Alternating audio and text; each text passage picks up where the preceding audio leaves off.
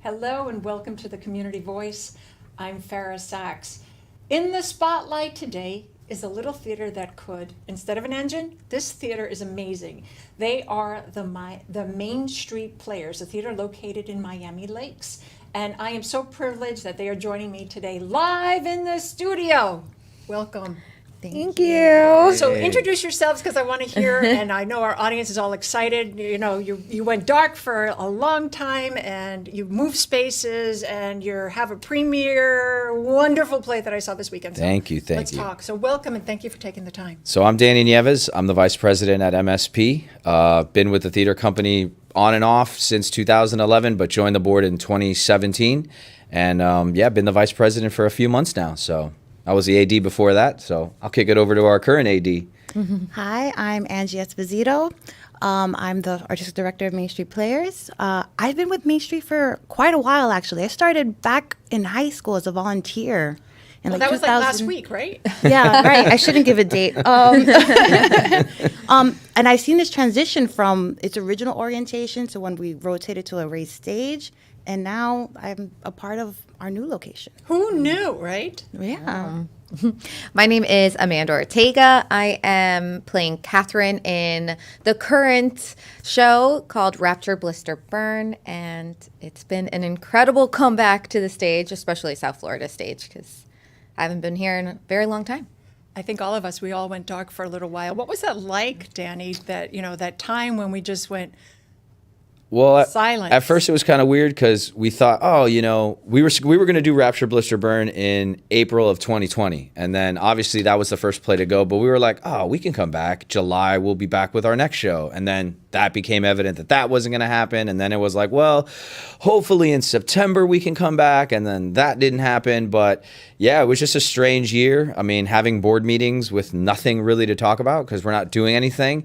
But in 2021, we knew that it was time to come back, and we got started up again in July of last year, and we had a show in July, and we had a show in September. So it was weird, but, we got through it. And and it's very interesting because you just opened. You just opened last weekend. Yep. The premiere, kickoff, season opener, and you were busy. You've had quite an evolution. Not just opening a show. You've moved spaces down the street off of Main Street. Just schlepped everything down the street to open a new home. Yeah. This was honestly one of the craziest experiences. Angie can speak to it a little bit about it as well. Building a set and a theater at the same time. Definitely an extra level of stress that I don't think any one of us had ever gone through or even anticipated when we started the process. What was that like, Angelina? It was terrifying.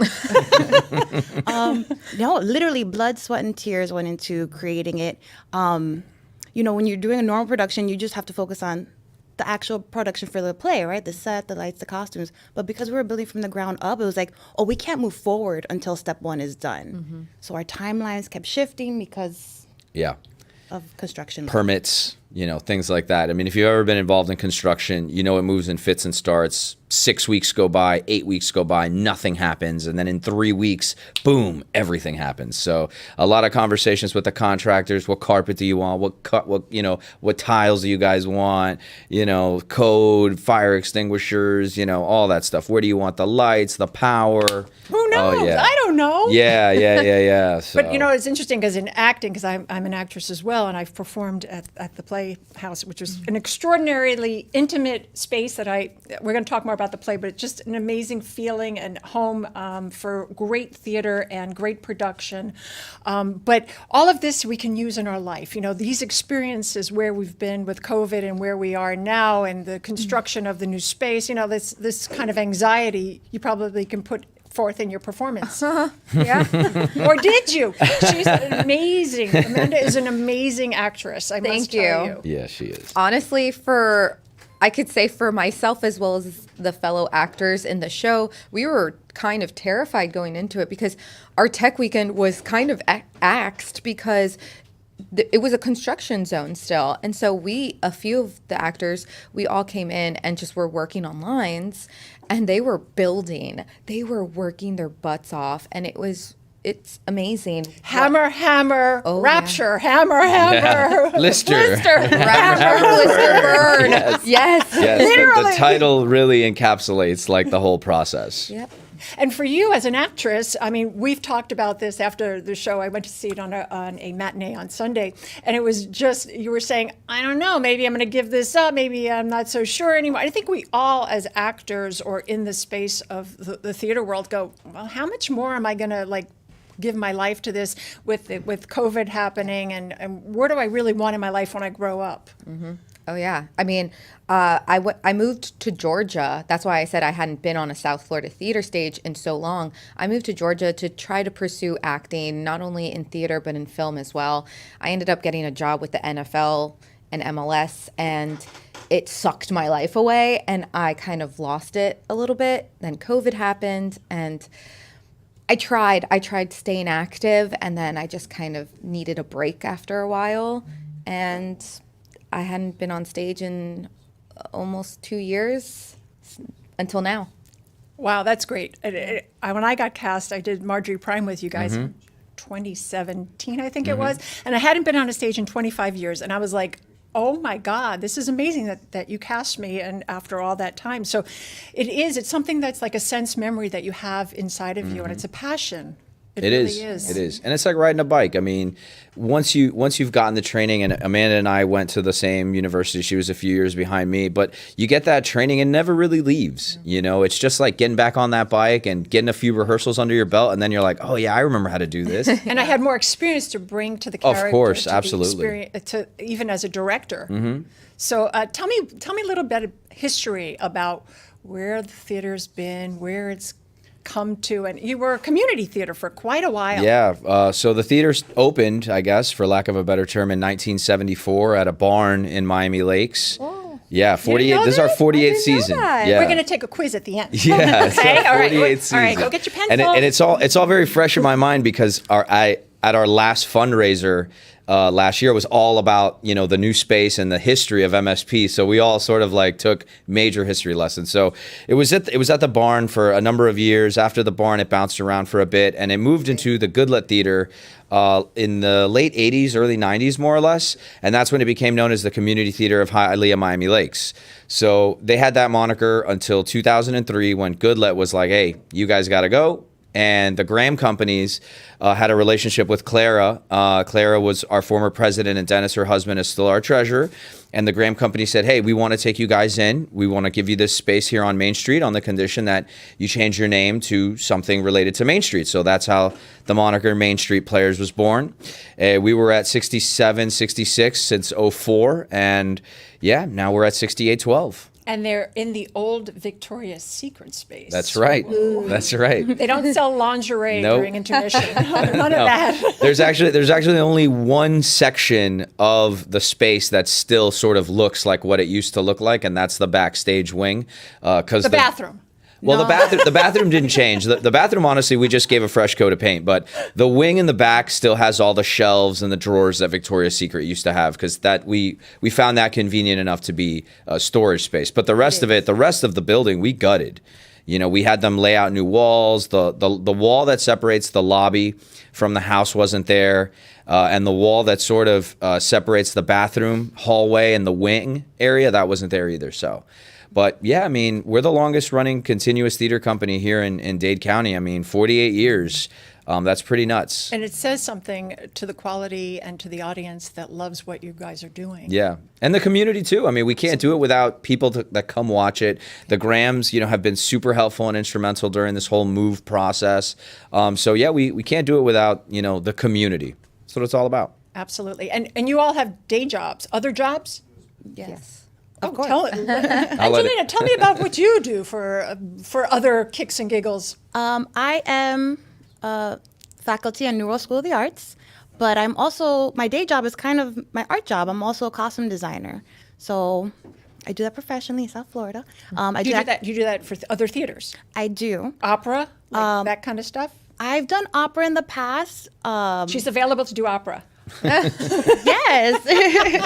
I just gave you a plug. Thank you. But mostly I've been focusing more on academia design. I do the entire season for theater at New World School of the Arts, which is a huge feat, especially coming back this year from the pandemic. Absolutely. Everyone wants to get on stage. Everyone wants a chance to be like back in their And environment. there's nothing like the arts. There's nothing like the arts. And you're feeding these young children such great tapping into their creative juices and being able to express themselves in their art, whatever art it is that they love. So it's kudos to you for being an educator and really helping those children really form who they will be in the future.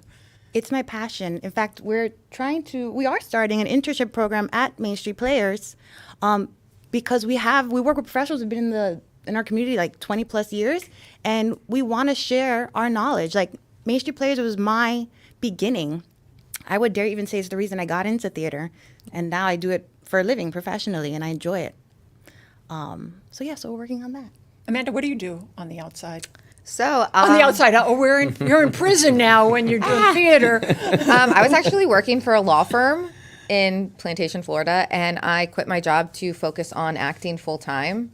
And that's currently what I'm doing. So I do film, and I've been doing the play, and it's just scary to dive in, but I rather have both of my feet in instead of one foot out, one foot in. So I'm just going for it. And that's a really good point. I was in New York, and I said, I've got to go to New York and just see if this is something I want to do with the rest of my life, or just to see. And I just dove in, and you have to give it your all. Yeah. But you guys give it your all every day with what you're doing. And let's talk about the play. What is that? It is just. Well, Tell I just have to tell say, our I audience- work at Concept Elevator Group in Oh, I Miami. didn't. Sorry, Danny. And I'm if sorry. I would be remiss, my old man would not let me live it down if I came on Facebook Live and I didn't plug Concept plug. Elevator. What is it called? Concept Elevator. called? No, I got it. So, well, it's a family-owned Sorry, business. It's a family-owned business. We've been open since 2003. I started working there when I was 15 years old, learning how to weld and stuff like that. And theater, I just got into it in college. And even though it's obviously my passion, I know what pays the bills, and I work very hard there. And it's a family business, so it's nice to work with family, even though they drive you crazy. You do it because you love them, and I love them. So we just did the plug for Dad. Yes, exactly. But the play. So the play, obviously, it opened last weekend. I tell people the central thesis of the play is, what does it mean to be a successful woman? Is it the career woman who has a tremendous job and is fulfilled and the nice home and makes all the money and has all the attention for what she's done career-wise, or is it the mother, the homemaker, the wife, and all that stuff? And the play really tackles that issue head on. And it's got a juicy, fun love triangle, and that's what really attracted me to the play. When I read it, I was like, wow, here's a great play that finds a good balance of asking the difficult questions and tackling the issues head on, but also gives you something that you're interested in and characters that are relatable. And it's very interesting because it tackles the traditional woman's role and the feminist approach. And I grew up with a mother that was a feminist, but inside there's this other woman that wants to be nurturing and loving, and so the play really hits on all of that. Where are we as women, where we've come and where we're going? Yes. And what was that like for you to be playing? I don't want to give too much away. I don't know how much you want me to say, so I'll Amanda, take it away. Take it away. Honestly, for me as a woman in my life and what I've been experiencing in the past year and a half, I relate to a lot of it so much. It talks a lot about being in a relationship and do you want to lead or do you want to follow? And women tend to follow. And I am in a relationship where I have been the follower, and it makes me question my own choices in life. And good theater does that to you. And this play really has made me question not only myself, but it gives me so much more to the character. And it makes me empathize with her so much more. I know when we left, my mom and I went to see it on Sunday, and it was a lot of discussion afterwards. You Mm-hmm. know, what was that like for you, and what is that like for you as the daughter of a feminist? And so we really had this discussion. So you've achieved what you set out to do, and the playwright is the brilliant dialogue. No, the play is very thick. It runs a little over 2 hours, but it's only like 60 pages. You know what I mean? Was that all it was? That's it. I didn't want it to end. I was like, Yeah. oh my God, keep going. Like Yeah. at first I was like, I'm not so sure, where's this going? And then just keep, I knew the characters. I felt close to Yeah. No, it's a very dialogue rich play, and I mean, scene 1.2, you know, we know it as 1.2 because it's a behemoth of a scene. It's like 35 minutes, 40 minutes long, that scene. It's the longest take ever. Yes, and it's the scene where they have the first class, and it really tackles all the issues of the play. You know, that's where the whole thesis of the play is laid out, and it was always our favorite to run, because I would always look at them and be like, ladies, it's way too effing long. Let's go. Snap it up. It's got to move faster. The first run, I think, just reading it was about 46 minutes. Yeah. Okay, so we got to pick up tempo. We Yeah. got to pick up the tempo. Yeah. How did you decide on this play to make this the season opener after being quiet for a couple of years? So I guess fitting that it was the first play that got canceled. You know, we were going to do this play already. You know, it was already part of our 2020 season. So when it was time to get back to it, I wanted, especially knowing, you know, it was a little bittersweet because Angie was taking over as artistic director. So, you know, 2023 are going to be her plays, right? So I was like, I'll be damned if the plays that I didn't pick for 2020 don't get done at some point. Oh, sorry, I'm going to be in the middle of this argument. We're going to do them. And Rapture is just a great play. Like, we had all loved it from 2019 when we had picked it. So I was like, you know what? It's fitting that this was the first play that we gave the axe to in 2020. It should be the play that comes back and opens the season. You did a magnificent job with Thank you. directing Thank you. the ladies and the gent. And the gent, yes. But yeah, I mean, that's why we came back to it. I was like, there's no sense in trying to find a new season. We already had a season, and let's stick to it. Only one of the plays this season is different from 2020. But Top Dog Underdog, which is going to close the season, we were going to do in 20 as well. So tell me when the run dates are for the play. The run dates, I guess from here, we got a show tonight on the 29th, tomorrow the 30th at 8 p.m., Sunday, May 1st at 1, and then we'll be back next weekend, Friday, Saturday at 8, Sunday at 2, and then 13, 14, 15, same deal. Friday, Saturday at 8 p.m., and then we close on the 15th at 2, so come check it out. So you actually have all the information on the screen, and they can check that out. Angelina, what are some of the upcoming events that our audience might be able to partake in? We're working on some student shows that are coming up possibly after Rapture, Blister, and Burn. We're in talks for a Mother's Day special event that you should watch out on our social media for, so you can get... As part of the show, because our third Sunday is Mother's Day. So it's going to be on social media. So what is your... Oh, we're going to have like a discount. We're talking about a little event, maybe a little bit of snacks or beverages. Oh, good. That's Mother's Day. And what else is up and coming for some events? The kids camp. Let me get there. I'm leading you down the path. Let's not forget the little one. Exactly. Right. We have kids camp coming up. I think it starts right the week after classes end, so second weekend in June. Sounds about right. And we have 2 sessions this year. This is the first time we do it. That's awesome. So it's 2 3-week sessions. So 3 weeks, then they're going to take a little break off, which would be the holiday weekend, Yeah, it's 4th like of right around July. 4th of July. So parents don't have to worry about, my kid can't be there. We're trying to really work with, holidays and student life and the kids having a fun summer. How old do the kids have to be to partake? Is 7 to 13 years 7 old. to 13. Wow. And funnily enough, the instructor this year is actually a kids camp alumnus. So he went to the kids camp when he was that's like awesome. 11 or 12.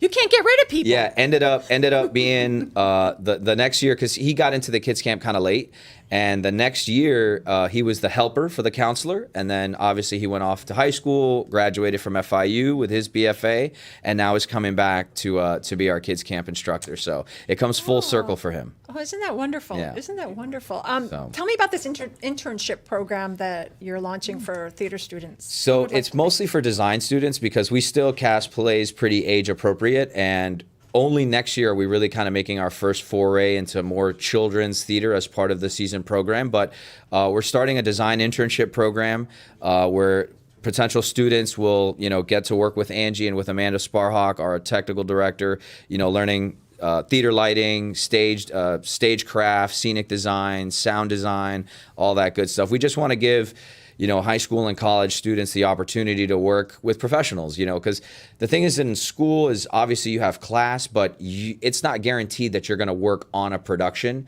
and get that one-on-one time with the designer. You might get a crew assignment and you get to sort of work with the designers in a one-on-one setting, but this is going to be a lot more one-on-one. They'll get to see the way that Angie and Amanda work through their process in designing a show. Anything else you want to add to that too? Also, going into grad school, if they can get some professional credits under their belt, it helps them boost their resume. It helps them look good to the other grad schools. I remember when I did ERDA's one year, and they were like so amazed that I actually had professional work done. Most students now graduate BFA programs, they just have theoretical work or paper designs. So it's all in their head. They never get to actually physically do it. And we want to provide that opportunity for them to physically do things. What I want to know is what you guys eat on a daily basis to keep this energy up. For the work world, for Papa's corporation, and and then have the heart and time and energy to continue. Where does that come from? Cafecito. Well, we are in Miami, so that's a good answer. A lot of Bang energy drink. Oh my God, yeah, him. Water, whatever you can get your hands on, really. I work out regularly, like 4 to 5 days out of the week. I do protein powders and supplements. Like today, I had oatmeal with protein powder in it. They are so literal. What I was getting at was passion, but they didn't pick up on it. And passion. Well, yeah, passion is a given. You can't. It's the secret sauce. You can't eat passion, right? But either you have it or you don't. And I've always felt that, especially at MSP, you got to have passion to do it because we don't pay you, a living wage. You come and you get paid. Sure, we pay our actors, we pay our crew people, but it's not enough to live. So you got to have passion to be in the theater world, because unless you're the top 1%, in New York working on Broadway, you're doing this because you love it. You're not doing this because, it's a really great job and it makes so much money in the theater. Exactly. Like it gives you a level of fulfillment that nothing else can give you. And my old man knows this. Like I love working at my 9 to 5, but the pandemic was the hardest year, not just because of everything else, but it was like I couldn't do what I was passionate about. Absolutely. So I was at work just like, where's my passion? Like I love my job, but elevators don't fill me with the same sort of passion. It's a different sort of passion. It's a fire. It's really a fire that burns. And there's determination. You have to have like a healthy appetite for this, because it's not for the faint of heart. It's really hard, and you have to be determined. I mean, I have been auditioning for Main Street Players since 2014, and this is the first show that I've gotten into. It's true. That's determination, dedication, passion. That's why I don't act anymore. You don't like the rejection? Yeah. It's hard. I don't like It's auditioning. not easy. Yeah. Directing is much easier. Usually people are like, "Oh my God, you direct?" Yes, please. We need directors. I love She directing. asked me about directing opportunity last night when we went to go see another play together. And I was like, "Amanda, we have 5 shows next year and 0 directors. Just send me your resume. And let me know which play you want to direct." I love to direct. I also write my own work too. I'll assistant direct. I'm in. I like the smell of a musty theater. Yeah. Something about we're not musty yet. We No. still smell like new. No, your old yeah. space. The brand Sturdy carpet, new. It's great. Yeah. No, but I love all of that. Yeah. It just makes me excited. For sure. In the time that we have left, what do you want to talk about? Anything. Oh, I don't know. Anything that we didn't cover that you want to talk about? Maybe what did we do during the pandemic to keep the creativity afloat? Go for it. Director. Plug away. No. Well, for me, I did like online auditions and stuff like that, like self-taping and everything. That kind of keeps you active. A friend of mine, Jonathan Vargas, he created a feature film during COVID. I filmed a piece of the movie in my apartment in Georgia, and I sent it to him, and he put it in his film. And like that's how I stayed active. And then I created a podcast because, you know, everyone does that nowadays. Why not? Yeah. Why not? Yeah. What about you, Angelina? I became a virtual pre-kindergarten teacher. I had to do something. All the theaters were Wow, closed. wow. My bread and butter was designing, and if there's nothing going on, I got nothing to design. Scary. Isn't that interesting how we all pivoted? Yeah. Pivoted just to make ourselves like viable and make ourselves feel good about ourselves, which is important. Danny, what did you do? You still doing elevator? Were you doing elevators up and down? Yeah, we never stopped working. Not even a day. Like manufacturing and distribution are big here in South Florida, especially distribution. So that never really stopped. So concepts continue to work. From a creative standpoint, that was a barren desert, but luckily I did have my 9 to 5 to keep me busy. So I wasn't, you know, I didn't really start to miss it until like the end of 2020, that I was like, oh, it's been months now, and like there's really no end in sight yet. So I mean, we did a play reading through Zoom, which was okay, but never again. We did it once, and I was like, I tip my cap to all the companies that did online programming because that sucked. Yeah. That was so hard. It was like pulling teeth. It was not fun.